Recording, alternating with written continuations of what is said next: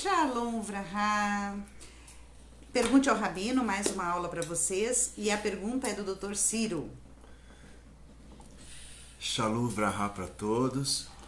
Tenho muita curiosidade para saber sobre uma passagem do sobrinho do general Tito, o Únculos, né? Antes de ele se converter ao judaísmo, ele foi procurar uma sessão espírita, né?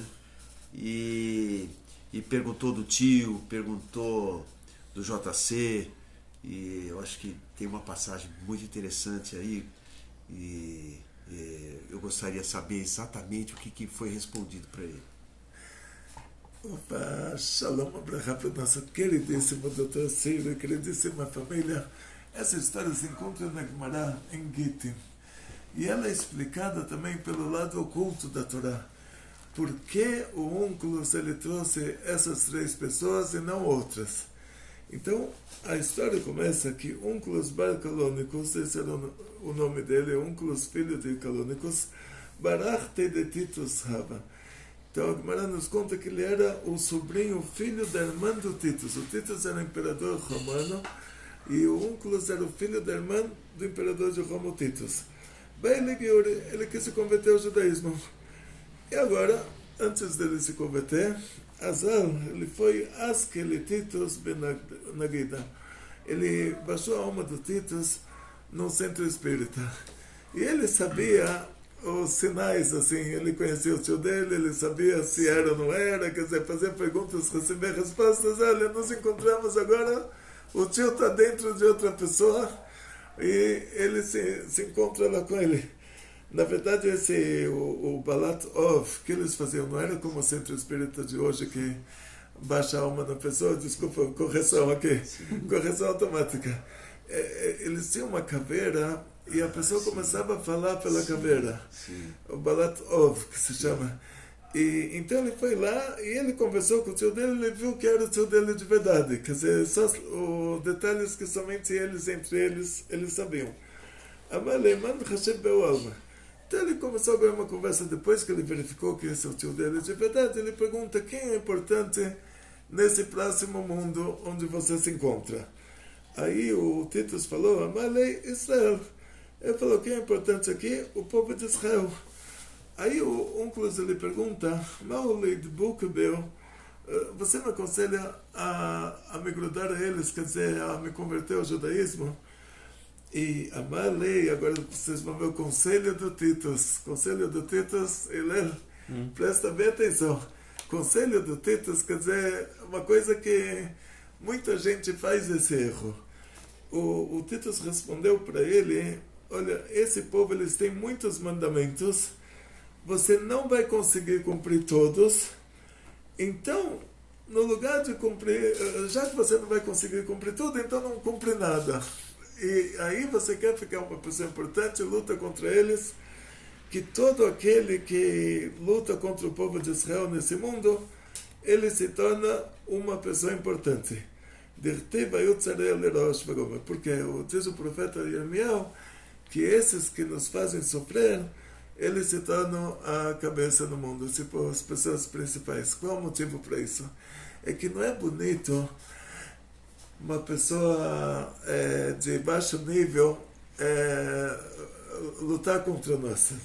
Então, quando um povo opta por lutar contra nós, a gente dá para eles assim, muita prosperidade, para que seja uma coisa assim, que não seja feio para a gente. Olha quem está lutando contra nós, um povo de baixo nível. Sim. Então ele deu esse conselho para o Titus, imperador romano que já tinha falecido, deu esse conselho para o Únculos, falou para ele assim, na hora que você lutar contra os judeus, aí você, Hashem, Deus é obrigado a te tornar uma pessoa importante, porque não é bonito para a gente, que quem está brigando com a gente não é uma pessoa importante. Quer dizer, todo aquele que faz o povo de Israel sofrer, ele vira cabeça. A Maledina de Ugavra Bemai, Únculos pergunta para o tio dele, para o Titus, como estão te julgando nesse próximo mundo? Aí a Malei, ele respondeu para ele, o que eu determinei para mim próprio. Que quer dizer, o Titus, antes de falecer, ele tinha destruído o Beit HaMikdash. Até hoje, a gente não tem um terceiro Beit HaMikdash. Então, estamos 2000 anos sem o Beit HaMikdash por causa do Titus. Então, ele, antes dele falecer, ele estava voltando de Israel para a Itália, estava voltando com toda a frota naval dele, e começou uma tempestade no mar. Aí ele olhou para cima e ele falou, agora você só tem força na água, você afundou o faraó com o exército dele, você quer afundar minha frota também? Fosse na terra, você não me pegava. Que é o cálculo da mitologia romana, tipo, tem um deus que... um Poseidon, tem o Zeus, e aí o Zeus virou Júpiter. Então, ele falou, você é o Deus da água, você sempre, suas vitórias são dentro da água, agora na terra você não me pega. Saiu uma voz do céu, falou para ele, a minha menor criatura vai te pegar na terra. Então, parou a tempestade milagrosamente, eles chegaram na Itália, chegaram em Roma, e chegou um mosquitinho bem pequenininho, um mini pernilongo, entrou no nariz do Titus. E aquele negócio começou a crescer dentro do cérebro dele. Ele ficava com dores de cabeça, assim, uma coisa terrível. E chegou uma hora que ele precisava contratar pessoas para ficar batendo uma panela na frente dele, porque aí o barulho aliviava um pouco as dores dele. E aí, quando era um romano que batia panela, ele pagava. Quando era um judeu, ele não pagava. Ele falava o suficiente, você vê que o seu inimigo está sofrendo. Já é o pagamento, quer dizer, a alegria que você tem de ver o que está acontecendo aqui comigo já é o suficiente. Então ele entendeu que o final dele está próximo e ele pediu para, quando ele falecer, para cremarem o corpo dele e jogar as cinzas nos 7 mares, para que o Deus de Israel não encontre ele nunca e não possa julgar ele. Então ele falou, isso que estão me fazendo. Primeiro eles fazem o catalenha, e depois eles me fazem uma fogueira, morro queimado naquela fogueira, depois pegam as minhas cinzas e jogam pelos 7 mares, depois me ressuscitam de novo. 3 vezes por dia isso acontecia. Ressuscita ele de novo, tem que cantar lenha de novo, fazem uma fogueira de novo, jogam as cinzas dele pelos 7 mares, 3 vezes por dia. Aí ele pergunta,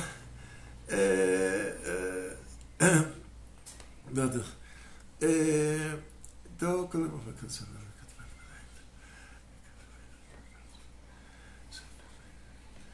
Ok, terminou então com o Titus.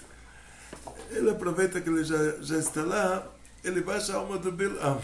Acho que ele é Bilam ben Nagida. Então ele baixou a alma do Bilam no Nabalat Ov. Amaleiman Hashiv Bawalma. Então ele faz para o Bilam a mesma pergunta. Quem é importante nesse mundo? Nesse outro mundo?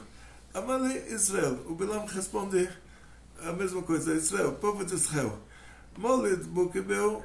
Então será que você me aconselharia a me unir a eles, a me grudar? A linguagem aqui de se grudar, mas quer dizer, se tornar um judeu. Amar leilot drosh lomam betovatam kolemi. Conselho do Bilam. Conselho do Bilam é o racismo. Aquilo, nunca queira o bem deles e nunca queira nada de bom para eles toda a sua vida. Ou seja, o conselho do Titus é uma coisa que a pessoa automaticamente ele fala, é muita coisa, então ou tudo ou nada. Sim. Ele acha que a reza é muito longa, sim, ou ele reza o Siddur inteiro, ou ele não reza nada. Sim. Então, no lugar de rezar pouco a pouco, né, um pouquinho, depois mais um pouquinho, depois mais um pouquinho, ele está... Agora, o conselho do Tito já é uma coisa mais radical. Ele fala, esse povo judeu, nunca quero o bem deles. Então, já é a diferença entre de 2 categorias da Sitra Achara, 2 categorias do lado impuro. Tem uma categoria que o assunto deles é o racismo, que assim, é judeu, então já fica longe. Sim. Outra categoria que o assunto deles é mais mais lógico, tipo, eles fazem muita coisa, então, ou tudo ou nada, então fazer tudo você nunca vai conseguir na sua vida, então não faz nada. E aí ele pergunta, o que está acontecendo para você no próximo mundo? E aí ele responde que estão fervendo ele no Shirvat Zera, como traduzir isso? Espermatozoide. Ferventes, porque ele tinha dado conselho para as mulheres do Midian, elas eram mulheres casadas, para elas fazerem um festival de mulheres numa distância do nosso povo, que os jovens conseguiam chegar e os velhos não, as crianças não, para seduzir os judeus. Na hora que o judeu dorme com uma mulher casada, lá em cima é a pior coisa do mundo, que é a mulher casada com outro, não com ele, né? Lá em cima é a pior coisa do mundo, e aí teve uma doença no nosso povo, matou 24 mil pessoas, e quase que o povo inteiro morreu, se não fosse o Pinchas que conseguiu parar aquela moda. Então, por causa disso, ele recebeu castigo medida por medida, ele estava sendo fervido naquele sêmen fervente. Sim. E aí, Azalaske Benagida, Leposhe Israel. Agora, a Gemara, ela usa uma linguagem, agora a gente vai dizer assim, isso é chamado de censura, né? A censura, dizem, tem dois motivos para a censura. Um motivo que os rabinos antigos da Europa, e esse é o Shas Vilna, essa Gemara que vocês estão vendo, é a Gemara feita na Lituânia, né? O original dela é Shas Vilna. Muito obrigado. Então, esse é o símbolo do Shas Vilna, na Gemara da Lituânia. Então, a Lituânia é a Europa, país cristão. Então, os rabinos se reuniram e falaram, vamos fazer uma censura nas escrituras judaicas. Se a gente vai colocar o nome daquela pessoa, ou vamos se complicar com o governo. E Deus me livre, vão proibir a edição da Gemara. Então, antes de chegar para o governo revisar para a censura do governo, os rabinos já anteciparam, já trocaram uma coisa ou outra. Então, eles chamam ele de Poshe Israel. Poshe Israel quer dizer um criminoso judeu. E aí você vai para o Rashi. Agora eu tenho que mostrar aqui. Na Gemara, você tem aqui o texto em aramaico, que é a Gemara. Desse lado, o lado de dentro, dos dois lados, eu não posso falar o lado direito, porque nessa página é o lado esquerdo, nessa página é o lado direito, mas o lado de dentro é o Rashi, o lado de fora, nas duas páginas, é o Tosfot. Quer dizer, e aí, você vai para o Rashi, você vai procurar essa palavra aqui. Então,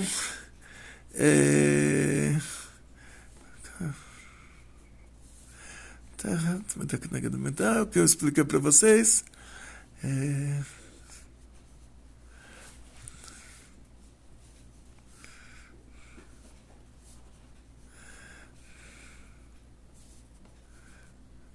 O Rashi pula isso também. Então o Rashi não explica essa palavra, então já vai ser, isso também é um sinal. Como que é a palavra? Então, que ele fala agora que depois que o Onkelos, ele baixou a alma do Titus, que era o imperador romano, tio dele, que tinha morrido já, e depois ele baixou a alma do Bilam, aí ele baixa a alma de mais uma pessoa, que ele vai chamar essa pessoa de Poshe Israel, de criminoso judeu. E aí na Gemara, dos separados dos países árabes, você vai encontrar o nome do JC. Sim.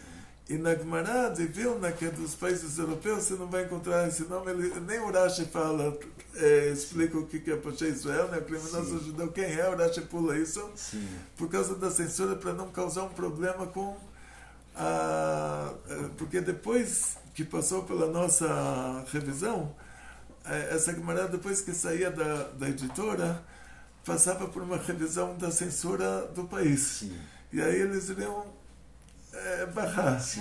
Entendi. Então, por isso que os rabinos se antecipavam, eles falavam, olha, vamos dar apelidos aqui para as coisas, para não perder censura. aquela edição. Sim. E não, Deus me livre que não tivesse um problema maior ainda do que simplesmente perder os livros. Sim. Então, só que a Gemara dos Faradim fala que aqui está se tratando daquela pessoa, do JC, e Amalé, então ele pergunta para o JC, isso eu estou lendo para vocês o Pshat, a Gemara é o Pshat, depois a gente vai para o segredo, Tá. o que tem por trás disso. Amalé, Alma, ele pergunta para o JC, quem é importante aí no próximo mundo? Amalé, Israel, é para o povo de Israel. Amalé, do Bukbeu, você me aconselharia a me converter ao judaísmo, a me grudar a eles? Amalei Tovatam Drosh, quer dizer, ele fala o contrário do Bilam. Ele fala, você sempre queira o bem deles. Ratam Lot Drosh, nunca queira o mal deles. Kola Noguea bem, tudo que toca neles, Keilo Noguea Bebata Eno, como se ele tocasse na menina dos olhos de Deus, de Hashem. Então, Amalei Dina de Ogabra, aí o Unclus perguntou para ele, o que você está sendo julgado aí no inferno? Levando em conta que o inferno judaico é limitado para 12 meses no máximo. E geralmente qualquer pessoa fica lá 11 meses. Sim. Só que da mesma maneira que na hora que você faz uma tzedakah, no mérito da elevação da alma de alguém, você faz com que essa pessoa tenha um paraíso maior. Sim. Deus me livre, se você faz uma idolatria inspirado por alguém, você consegue prorrogar a estadia dele, Deus me livre, no lugar desses. Então ele pergunta qual está sendo o seu julgamento, e antes da gente continuar aqui, que não vou entrar nos detalhes, eu vou para o Dom Yitzhak Abarbanel. Ele era, na época da Inquisição Espanhola, ele era o maior dos rabinos que tinha na Espanha, e ele, dizem, isso é uma massoret, que ele saiu da Espanha com 600 mil judeus, todo mundo que fugiu com ele da Espanha, que era o número de pessoas que saíram do Egito, saíram com ele da Espanha. Então, ele escreveu um livro que se chama Yeshuot Mashiach, As Salvações do Mashiach. E nesse livro ele escreve qual o motivo que os cristãos eles se tornaram cristãos. Uma coisa muito, muito interessante, ele fala assim, por um lado, é um absurdo que um povo europeu vai procurar uma religião no Oriente Médio, sim, uma religião que não tem nada a ver com eles. Você pergunta para um alemão na Alemanha onde é a Terra Santa, ele vai te falar Israel, ele não vai te falar Bavária.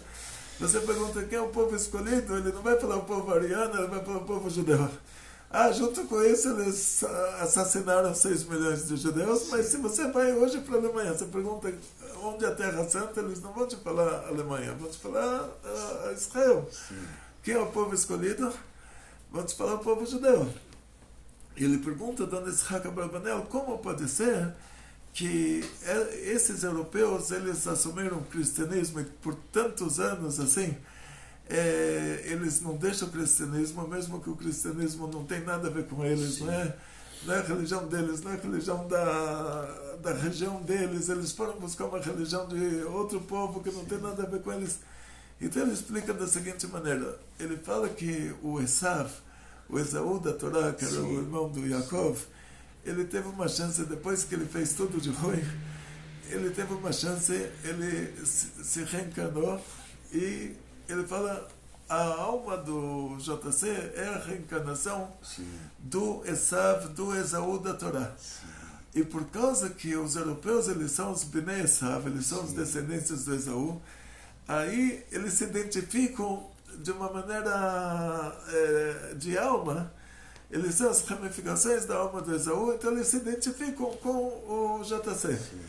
E aqui a gente vai ver que teve mais uma tentativa de conserto, que foi o Titus, e depois teve mais uma tentativa que deu certo, que foi o Antoninus, o imperador romano, sim, que aí diz Arizal que ele era a reencarnação do Esav também, e lá aconteceu já o conserto. Agora, quando a pessoa se reencarna, o que acontece? Que quando alguém faz nesse mundo, você tem uma vida normal nesse mundo, a pessoa fez coisas boas e coisas ruins, as coisas boas que ele fez, não importa que ele não teve intenção, é válido como coisa boa. Se você está andando na rua, você perdeu dinheiro, e um pobre encontrou esse dinheiro e comprou comida, você tem esse mérito lá em cima. As coisas ruins que a pessoa fez inconscientemente, quer dizer, sem estar consciente de que ele está fazendo uma coisa ruim. Tem uma lei na Torá que é chamada de Tinok Shenish Babenako, um nenê, uma criança pequena que ele foi sequestrado pelos idólatras e ele cresceu na idolatria. Toda essa idolatria que ele fez não é considerado que ele fez uma transgressão na Torá, é considerado que a cultura dele era essa. Ele não sabia, não estava consciente de que ele estava fazendo uma coisa errada, ele até achava que ele estava fazendo uma coisa boa, então ele não recebe castigo para isso. Então o que acontece? Aqui no nosso caso isso vai se aplicar da seguinte forma. Uma pessoa normal, que tem uma vida normal, fez coisas boas, vai receber um pagamento, uma recompensa pelas coisas boas que ele fez. Fez coisas ruins, as coisas ruins vão ser separadas em duas categorias. Uma categoria vai ser que ele fez isso sem querer, ele estava achando que isso era uma coisa boa, e outra categoria vai ser que ele fez isso propositalmente. Como você sabe que era propositalmente? Aí você vai para o Hillel, na Mishnah, uma pessoa que queria se converter ao judaísmo, ele tinha medo que não conseguisse cumprir todas as mitzvot. Então ele falou para o Hillel, eu quero me converter ao judaísmo com a condição de que você me ensina toda a Torá, quanto tempo que eu me aguentar sobre um pé só. Aí o Hillel, ele tinha muita paciência. Então, tá vendo? Todo Hillel é muito paciente. Todo Hillel é muito paciente. E é bem de Hillel, né? Bem de Hillel. Então, o Hillel falou para ele, então fica num pé só. A pessoa ficou num pé só. O Hillel falou, olha, o que você não quer que façam para você, não faz para o outro. Agora já pode baixar o pé, porque isso é toda a Torá. O resto é explicação. Agora vamos estudar as explicações. Então, o que quer dizer? A pessoa está consciente de que quando ele faz o mal para alguém, ele está consciente de que isso é coisa ruim. Sim. Agora, quando ele faz idolatria, ele acha que ele está fazendo um mitzvah. Ele acha que ele está fazendo uma coisa boa. Mas quando ele faz uma coisa ruim, aí ele não queria que alguém fizesse isso para ele. Sim. Então ele está consciente, ele está fazendo para o outro uma coisa que se o outro fizesse para ele, ele ia ficar bravo. Sim. Então esse é o teste para saber separar entre as coisas que ele fez sem querer, que ele não vai receber nenhum castigo por isso, e as coisas que ele fez intencionalmente.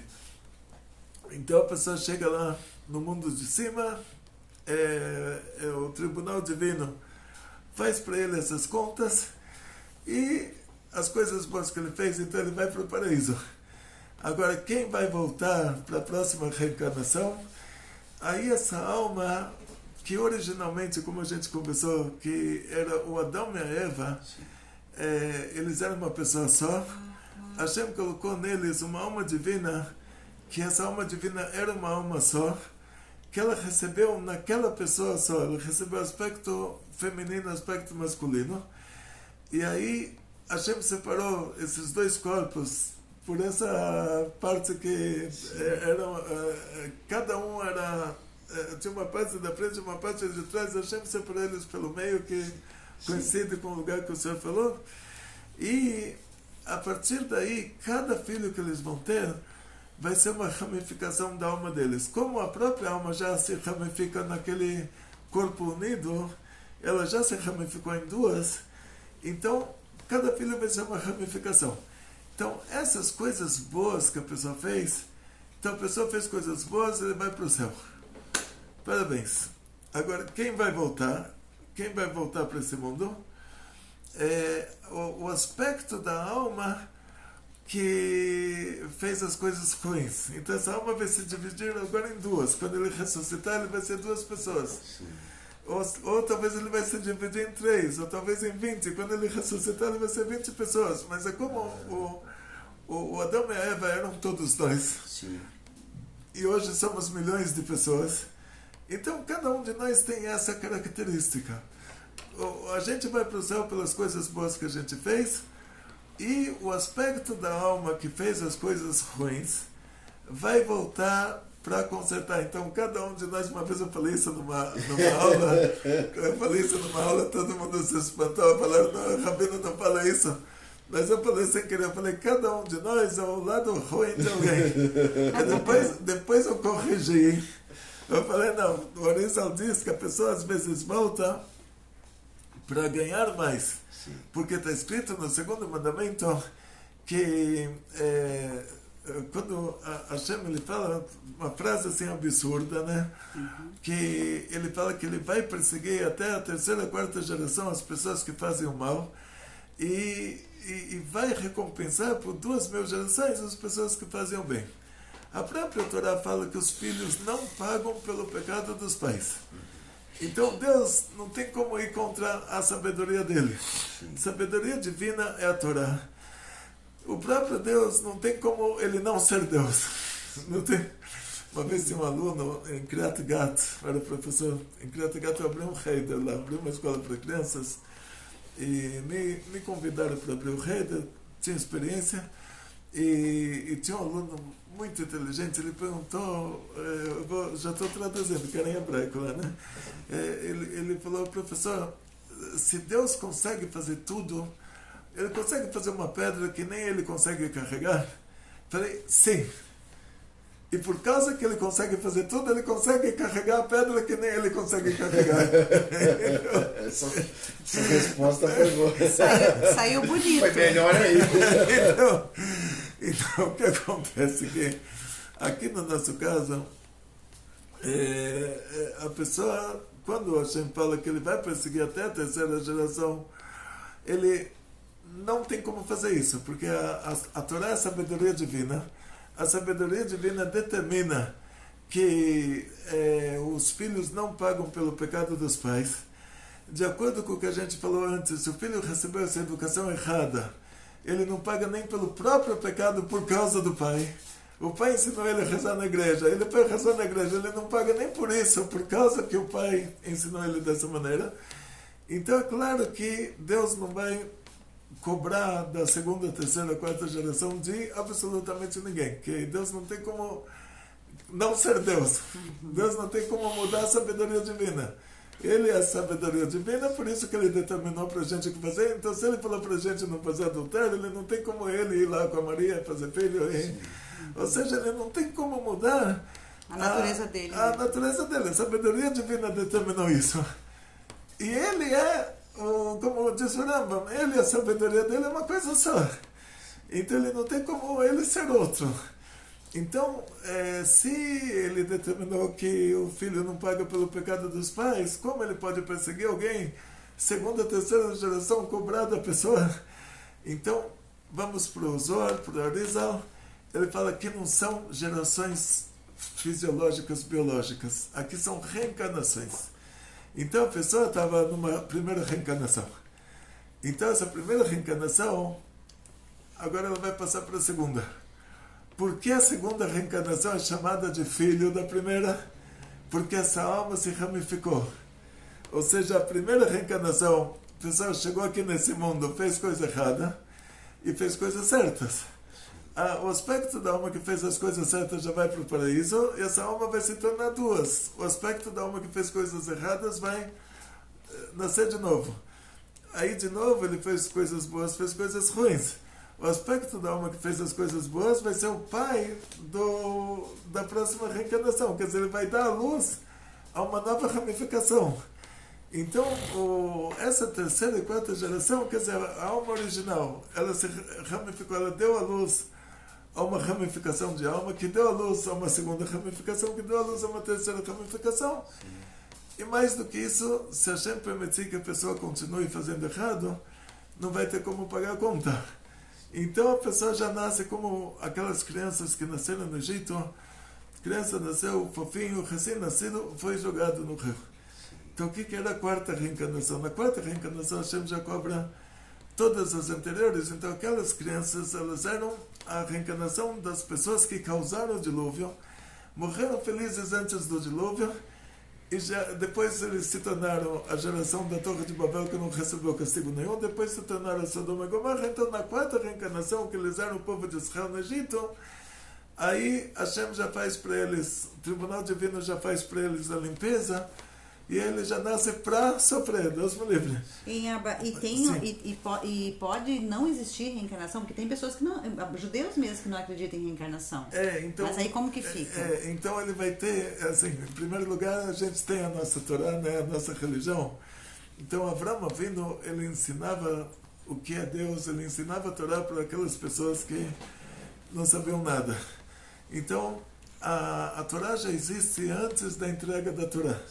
Ou seja, nós tínhamos 7 mandamentos, Avraham Avinu diz, o Zohar, ele escreveu o Sefer Yetzirah, quer dizer, todos esses assuntos de parte oculta da Torá, lado oculto da Torá, ele já existia antes do lado superficial da Torá. Só que a Torá traz para nós vários versículos que você fala, pô, mas esse versículo não está falando sobre uma coisa superficial, sobre uma coisa material. Esse versículo está falando sobre uma coisa espiritual.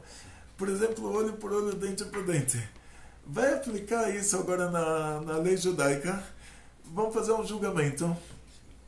Uma pessoa quebrou o dente do outro, ou Deus me livre, quebrou o olho do outro. Então, é claro que a indenização por um olho vai ser maior, porque vai ser feito um julgamento. Vai ser maior do que a indenização por um dente. Então, é desnecessário esse versículo. A gente vai chegar a essa conclusão sem o versículo. A Torá não traz uma tabela quanto pagar de indenização por um olho, quanto pagar de indenização por um dente. Então, por causa disso, a gente vê que esse versículo, ele já está te dizendo assim, coisa boa que você fez, você recebe pagamento eterno. Porque Deus é a essência do bem, a natureza do bem é fazer o bem. A coisa boa que você fez, como Deus é a essência do bem, ele é eterno. O paraíso é eterno. A recompensa pelo que você fez de bem, de bom, é eterna. Agora, a coisa ruim, Deus não tem nada a ver com a coisa ruim. Então, a coisa ruim, ela é medida por medida. Se a pessoa fez uma coisa ruim, e ele estava orgulhoso de ter feito. Hoje dizem orgulho isso, orgulho aquilo, não sei. A pessoa faz a pior coisa do mundo, que tem que morrer e não fazer. Tudo é orgulho. Morrer e não fazer, e é orgulho. Então ele fez a coisa errada, e depois ele teve orgulho do que ele fez, ele faria de novo se ele conseguisse, e ele morreu sem se arrepender. O máximo que vai acontecer para ele é medida por medida. Por isso que está escrito olho por olho, dente por dente. Então, tem versículos na Torá que você não tem como explicar eles de maneira superficial. Então, esse versículo que Deus vai cobrar até a 4ª geração de quem faz o mal, ou que ele vai pagar, para quem faz o bem, vai pagar quer dizer, ele guarda a bondade para 2.000 vezes. Então, diz a Arizal, a alma desce para o mundo para cumprir todos os mandamentos divinos. Cada mandamento que você cumpre, você vai ter um paraíso maior. Então, Hashem dá para essa pessoa boa 2.000 chances, ele se reencarna de novo, ele vai ganhando. Sim. Cada vez ele ganha mais. Então, a reencarnação, ela mostra a bondade divina. Sim, aí tem os 2 lados. Aí depois que eu falei lá na aula, no despachante aduaneiro, ainda imagina o nível das pessoas que estavam lá, falam uma coisa dessa, todo mundo aqui é parte de alguém que não prestava. Aí eu falei, não, mas a pessoa se reencarna também para ganhar. E para ganhar ele se reencarna 2.000 vezes, para se corrigir é só 4 vezes. Então assim, não necessariamente que todos nós somos a parte ruim de alguém que viveu antes de nós, a gente pode ser a parte boa também, mas que não chegou a se refinar o suficiente, a gente volta para se refinar mais. Esse que é o detalhe. Então, em resumo, quando a gente fala sobre almas e retificação de almas, reencarnações, então Hashem dá para cada um de nós oportunidade. Então você pega nessa página da Gemara que a gente leu, nessas 2 páginas, e o que a Torá está mostrando aqui para a gente? O lado oculto da Torá, né? Como falou o Dom Yitzhak Abravanel, que aquela pessoa, ele era o JC era o Esav. Os romanos são os Bnei Esav. Então, o Unclus, ele estava querendo saber, agora chegamos aqui, ele perguntou para o tio dele. Então, o tio dele, a gente entende, o tio dele. Mas, aí, por que ele chamou o JC? E por que chamou o Bilam? Aí a gente vai para reencarnações anteriores dessa. Aí ele vai se consultando. Então, depois ele se converte ao judaísmo. E aí o Adrianus, que já é imperador no lugar do Titus, manda uma tropa de romanos para trazer ele de volta, e isso já vai ser assunto para a próxima aula, porque já deu horário. Então tá bom. Muito obrigado. Deixe o seu comentário nessa aula. Se tiver alguma pergunta também, não esquece de colocar nome da onde você assiste nós, tá bom? Pra gente falar o seu nome na próxima aula. Muito obrigado, doutor Ciro, pela sua visita, pelas suas perguntas. Perguntem também vocês no grupo, né? Que a gente faz as aulas aqui para respondendo suas perguntas, tá? O Rabino fala que não existe pergunta boba. Existe o bobo que não pergunta, hein? Isso mesmo. Então, assim, tudo é pergunta válida, e depois, se ficou alguma dúvida nessa aula, pode deixar aqui que depois a gente também responde vocês, tá bom? Um beijo enorme no coração de todos vocês e tudo de bom. Atzlachá, briut, parnassá bechefa, muito sucesso, muita saúde, muito dinheiro, felicidades judaicas de toda a família, grandes milagres em grande estilo. Ktivá v'chatimá tová l'shana tová u'metuká. Amém.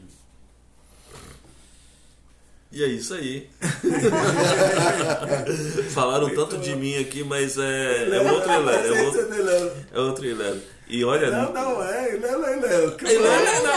Então tá, eu sou uma parte dele. Tá vendo? Com certeza. Obrigada, doutor Ciro. Shalom a todos, muito obrigado. É uma bênção muito grande estar aqui. É uma bênção enorme, uma luz enorme a gente receber as instruções do Rabino, com Orívica e Hillel, de apoio, mas estar presencial aqui, não tem palavras. E venha mais vezes, tá? Venha mais vezes. Tá vindo muito pouco tempo. Muito obrigado, doutor Ciro. Muito obrigado mesmo por ter analisado os meus exames e não me reprovado totalmente. Então tá bom. Beijo no coração de vocês. Tudo de bom.